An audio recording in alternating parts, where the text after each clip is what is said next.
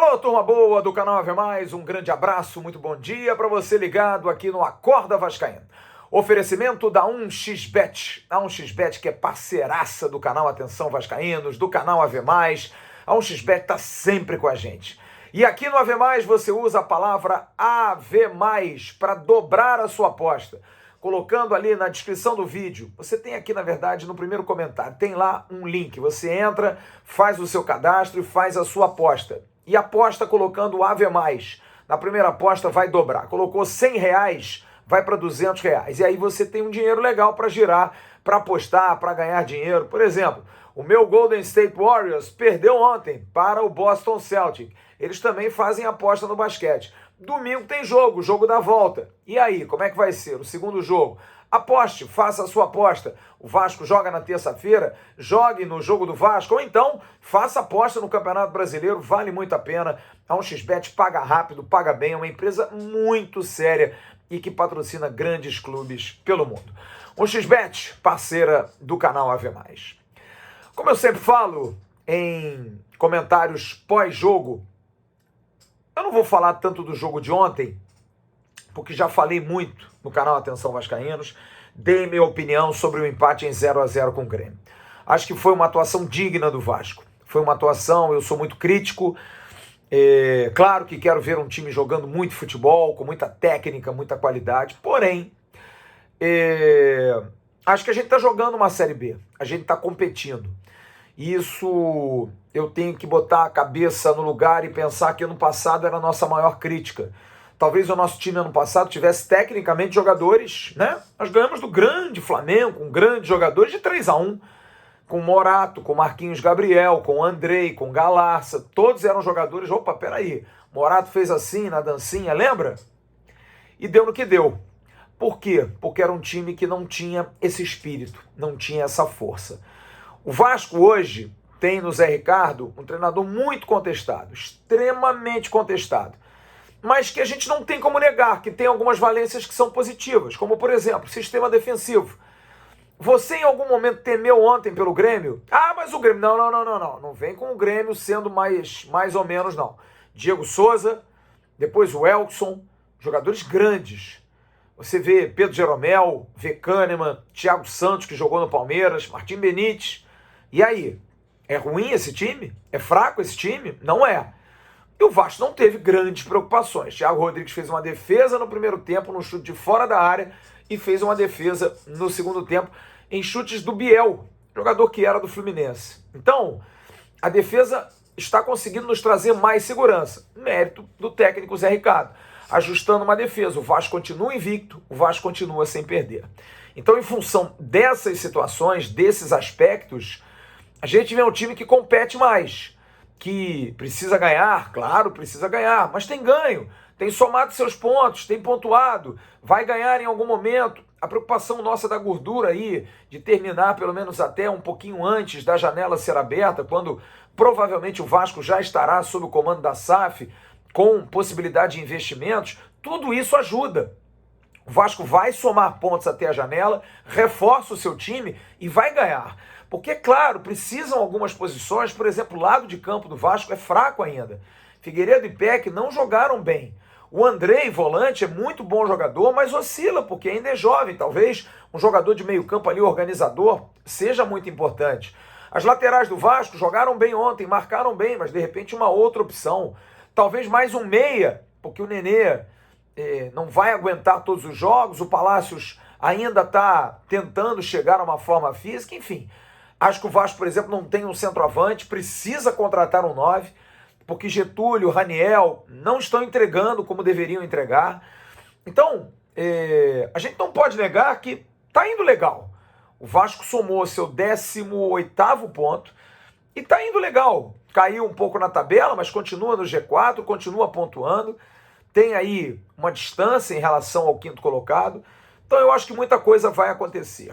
Mas um detalhe me chamou muito a atenção ontem no jogo, e é aquilo que eu mais critico desde os últimos 2 anos, que eu costumo dizer que não gosto de gente frouxa, não gosto de arregões, não gosto de gente medrosa quando tem que tomar uma decisão.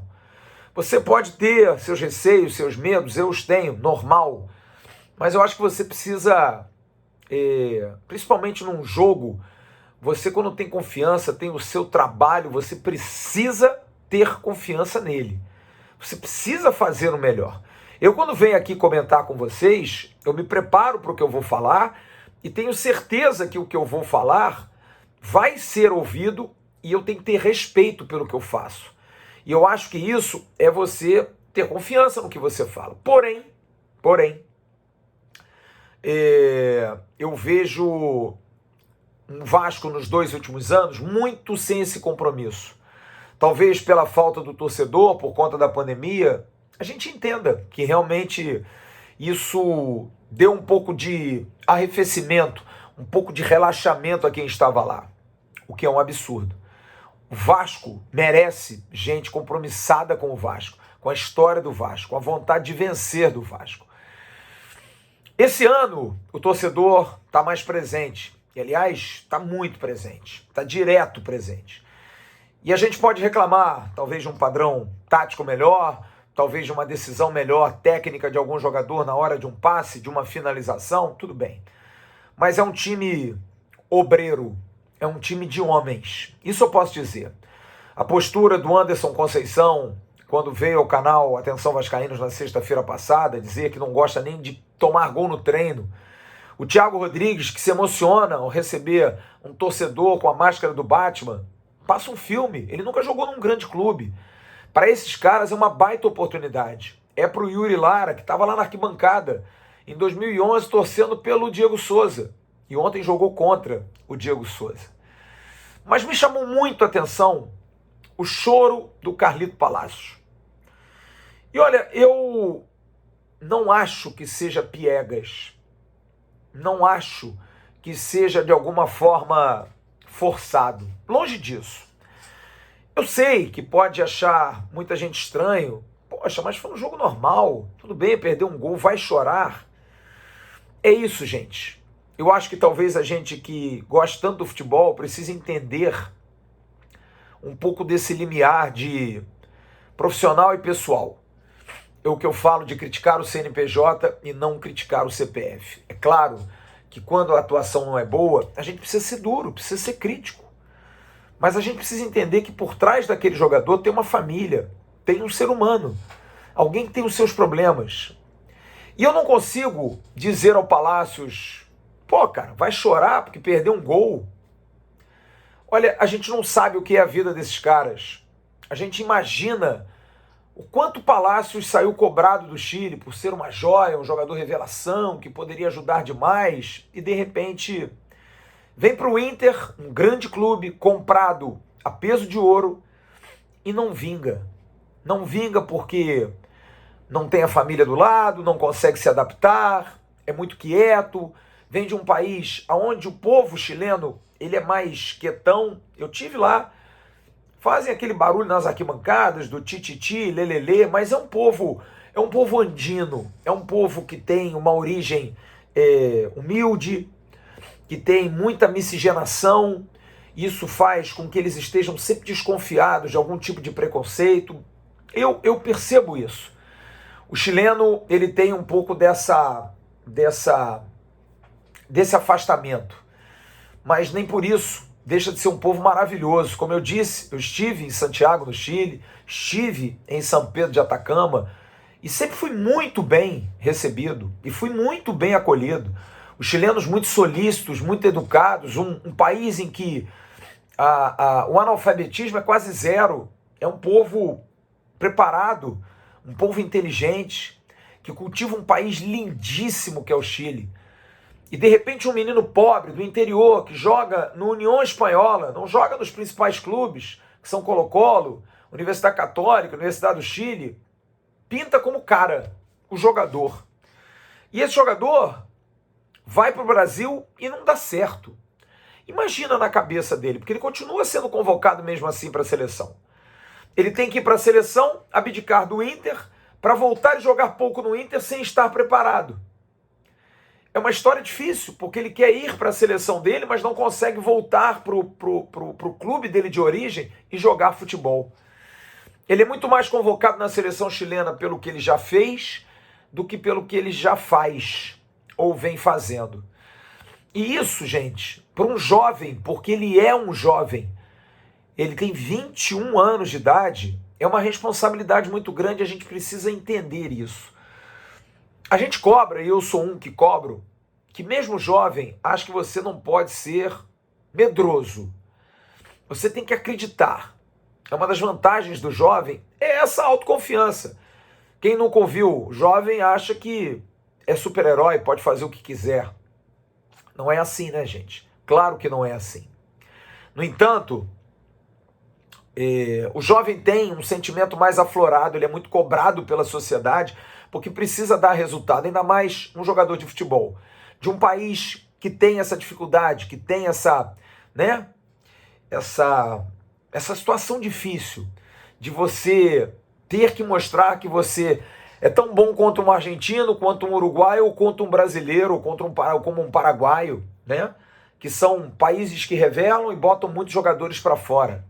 O Chile já teve Elias Figueroa, Ivan Zanzan, Bambam Zamorano, Marcelo Salas, Vidal, Arturo Vidal, Alexis Sanches, grandes jogadores, não há dúvida, não há dúvida. Goleiro bravo, jogadores de grande nível.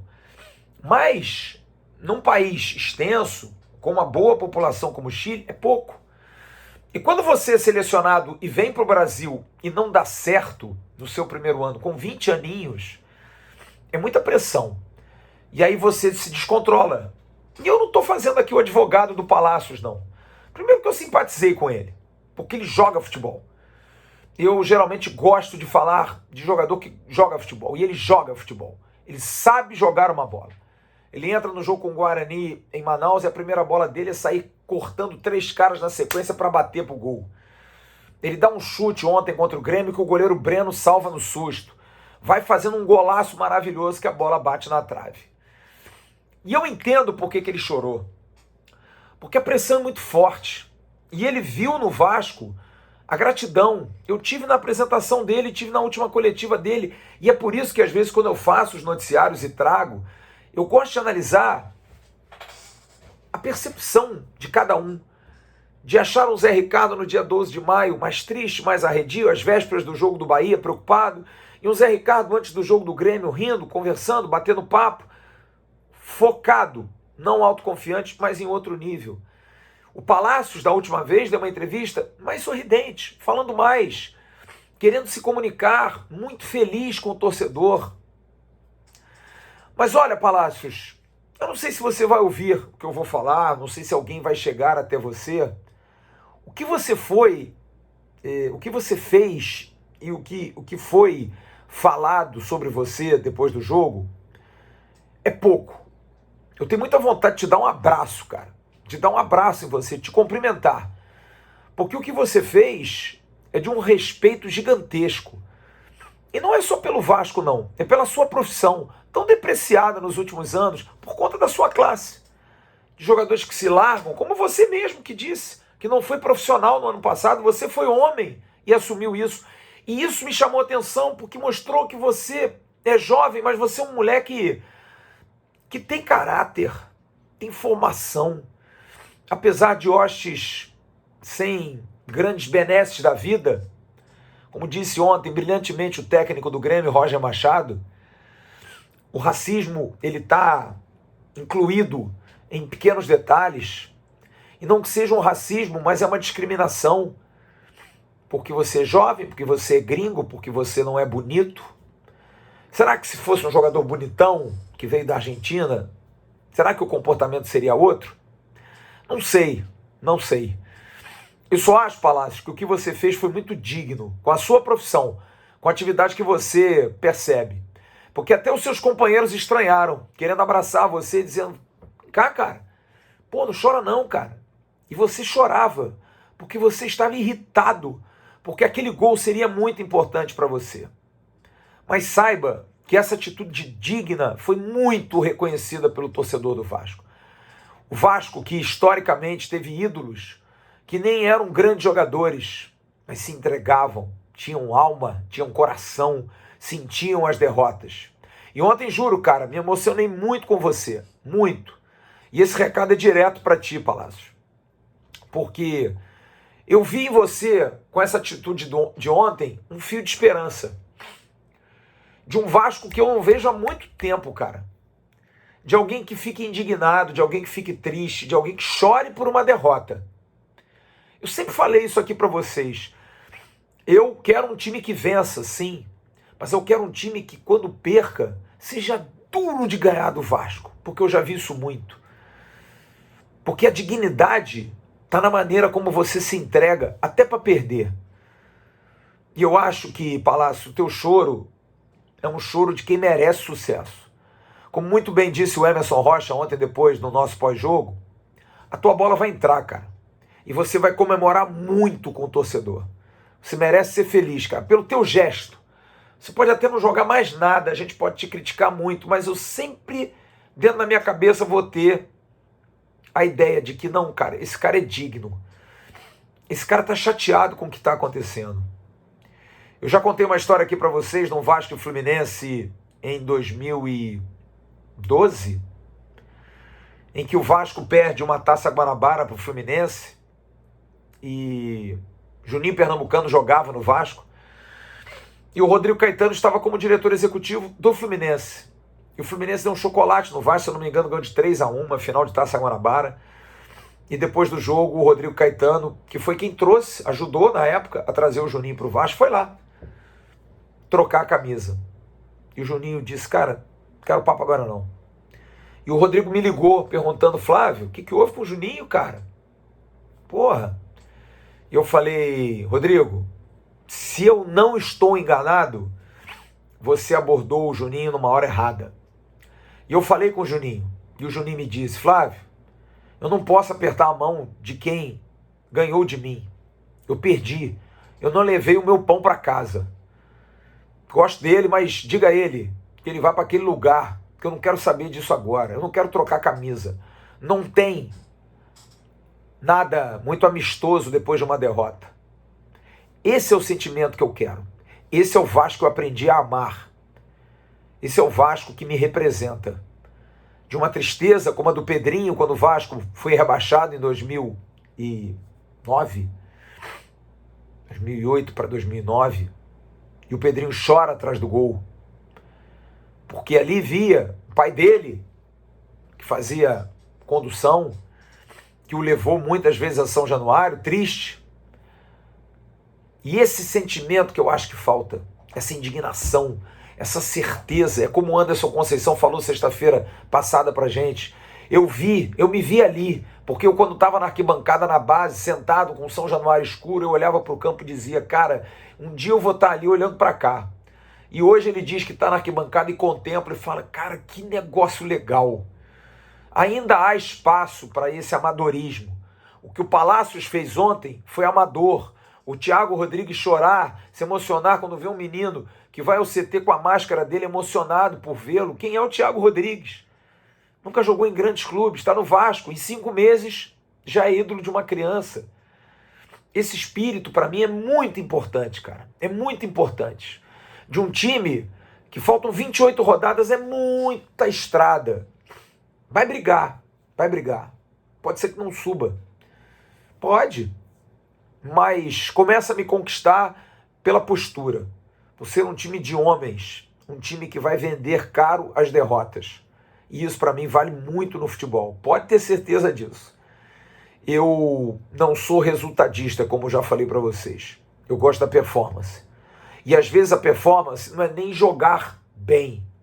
É jogar, é tentar, é não se omitir, é não ficar com medo de repetir a coisa porque você errou a primeira vez. É coisa de homem. E homem que eu digo, caráter.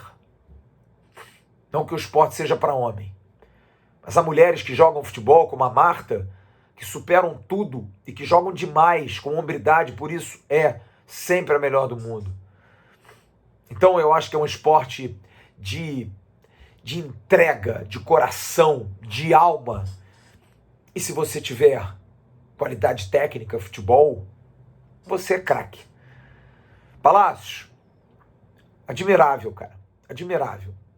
tiver a oportunidade de te cumprimentar no treino, te dar um abraço, vou fazê-lo com o maior prazer. E tenho certeza que estarei abraçando em nome de milhões e milhões de vascaínos, que vão torcer muito por ti. Você ganhou um fã.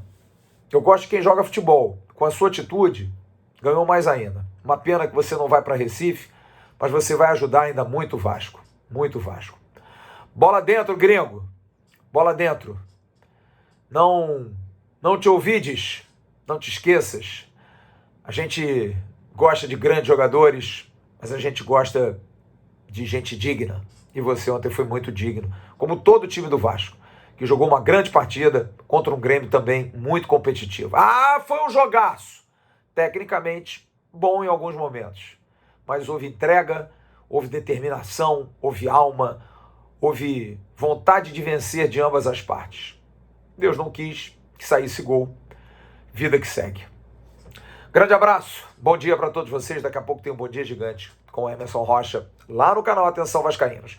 E eu estarei no AVCast a partir de 5h30, 6 horas, entrevistando o jornalista Tim Vickery, ao lado do Bismarck. E no canal Atenção Vascaínos estarei à noite, no AV News, a partir de 9h30. Grande abraço, tchau turma.